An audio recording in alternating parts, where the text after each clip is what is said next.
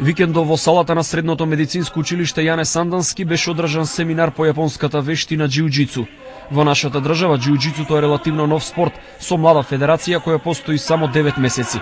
Председателот на џиу-џицу Федерацијата на Македонија Александар Ацевски објаснува што встушност представува овој спорт.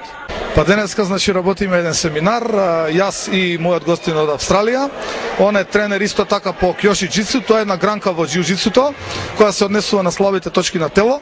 Се со цел овие деца да научат полесно и поефикасно да се справат и со наизглед појаки и посилен противник од нив.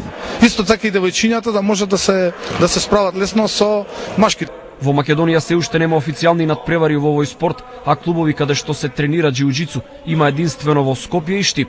Значи 4 клуба се во Македонија што работат, 5-тиот се спрема, значи еден е во Штип, 3 се во Скопје. Нормално се стремиме ние да прошириме и низ другите градови во Македонија. Сепак се работи во Македонија за една нова боречка вештина, само 9 месеци сме како федерација. Се надеваме во нареден период ќе има и повеќе членови и повеќе клубови. Во Штип џиу-џицу клубот се нарекува Осенсеј, а задолжен за пренесување на своето знаење од оваа вештина е Виктор Велинов, кој го води клубот веќе една година.